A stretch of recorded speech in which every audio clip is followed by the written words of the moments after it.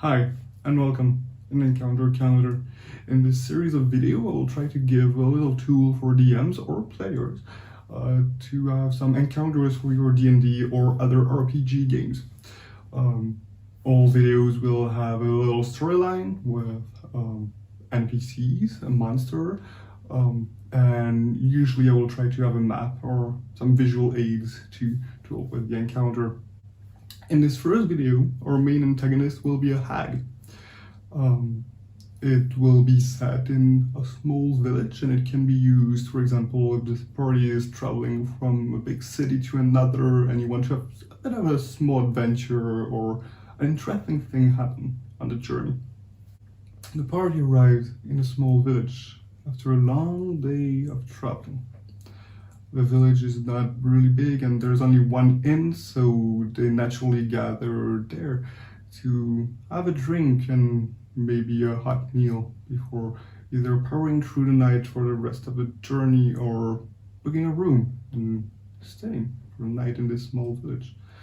The inn isn't full of people. It has been a long day of work for most people, and a few patrons are enjoying their drink, but most people are at home enjoying a nice meal and an early dinner. After a few drinks and a good part of their meal done, a woman enters the small inn. She looks worried and is looking around the small inn. She finally sees a bunch of strangers looking like travelers, maybe adventurers, so she approached them. This woman is our first NPC. It's a halfling woman named Rose Honeypot. She is short because she's a halfling, but she has a nice skin, even though well tanned after work in the fields. And she looks like she's been crying quite a bit. She comes to the adventurer and explains that her son has been captured. Her son has been taken by a hag.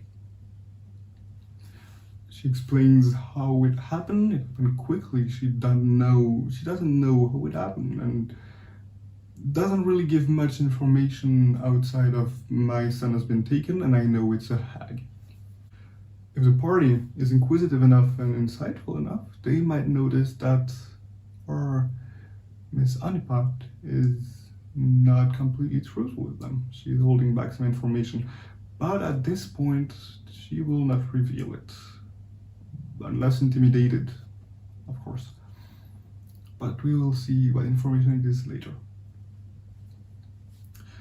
The party then might decide to help the woman go into the forest and track the hag.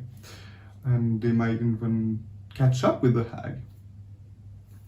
The hag has her son, and once they try to fight the hag to get the son back, it will be an easy fight. The hag will not fight for her life, and once she realizes she's on the losing hand, she will just let the child go and run away. After this little kerfuffle with the hag, the party will go back to the village and deliver the son, which the mother will be very, very happy about. And the party, thinking that they've done a good deed, will go back to sleep. In the morning, though, the woman, Miss Honeypot, is back with her son. He's changed, though. The 5-year-old that you saw yesterday is no more. It's a 10-year-old. And you notice that it must be the same child. They look so much alike, but he's so much older. After a bit of investigating, some good arcana or nature check, maybe even religion, based on what you decide is most appropriate, you will notice that the party will notice that it's magic. The hag has done something. If the hag is dead by this point, you might want to make it so it's a coven of hags, so there are still 2 other hags somewhere.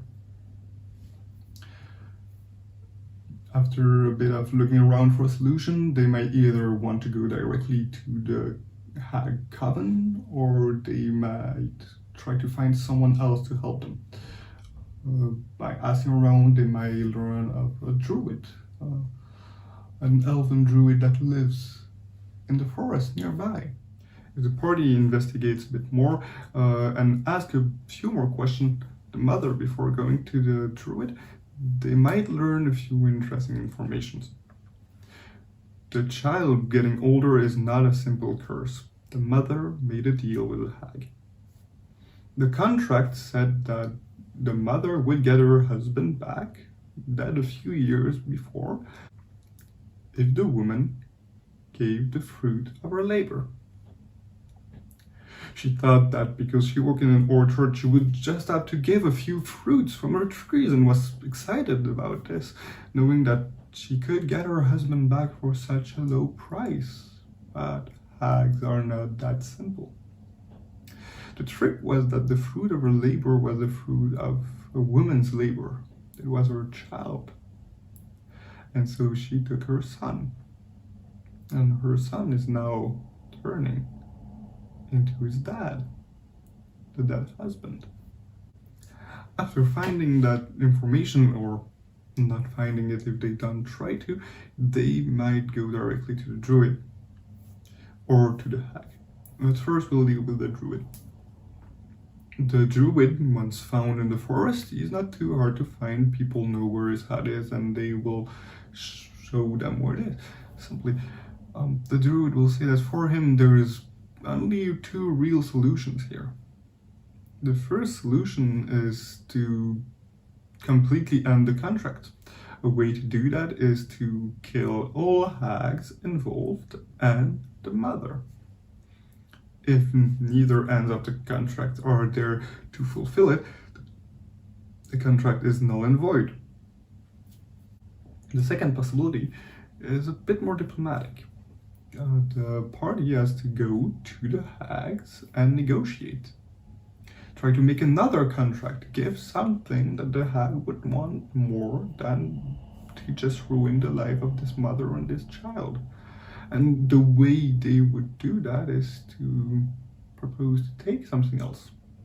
For example, if you have a noble, a very noble character that uses his name a lot, the name of his noble family, to get around and get some stuff, and has a very strong sense of identity and loyalty to that name, the hag might ask for his name.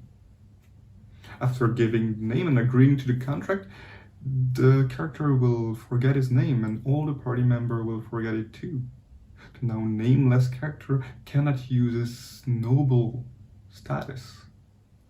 It doesn't change anything mechanically to his character. He's still the same level, has the same abilities, but he is now no more noble. He is nameless. And that might be fixed later on in the campaign by trying to find something else to do, some other way to fix it that you, the DM, might just find out and put up. It might also be that if there's a very happy character, the heart of the party, the one that always cheer up people, the hag might ask for their smile. That character can still cheer up people and be happy and try to cheer people up, but they will no longer be able to smile, ever. If you have an artist in your party, one that loves to draw and paint and do all those artistic creations, the hag might ask for their talent, rendering them completely unable to draw anything but stick figures. The hag will basically ask something that will ruin the life of the character, but not ruin them mechanically, just change everything about them and put their personality in perspective. Of course, after finding those deals out, they might try to just kill the hags to end it, but the problem is that if they agreed, they will have to die too for the contract to end. Another way to solve it might be to involve a god later on, or something thematic to your campaign later on, but it will be later on it will have consequences. So, for the map in this encounter, I decided to do the hag's head. So you can see on top of the map that there is the hut of the hag. It's a nice little hut, few trees around, and at the bottom of the map, the other interesting point is a little altar. There's some offering that people did to the hag to get on their good favors, basically. In conclusion of this first episode of Encounter Counter, the hag encounter will be as follows in the greater lines. The party arrives at night in a small village. They are approached by a woman that has lost her son. After trying to find the son, they do manage to get the son back from a hag. The next day, though, the son appears to be cursed and is aging rapidly. And they then decide either to investigate or to go back to the hags. After investigation, they might find a druid or another character that could help them in that endeavor, and that will tell them, if they don't find out themselves, what solution might be appropriate. After this, they will either try to kill the hags and the mother to fix the contract, or try to go and negotiate with the hags. They also might try to find some other way to solve the problem. For example, they could decide that, well, the contract is done, there is nothing that they can do that is easy and convenient, and they might just decide to leave the situation as is. They can also find a MacGuffin or an object that would help the woman and the child that you, the DM, have decided to create to give them another way out. You can also decide not to bother with the woman entirely and just be off with it and just not deal with it. There's another possibility. As the DM, you have the right to modify this heavily and change whatever you think should be changed. I hope you really enjoyed this video. This was the first episode of Encounter Counter, and I'll see you later.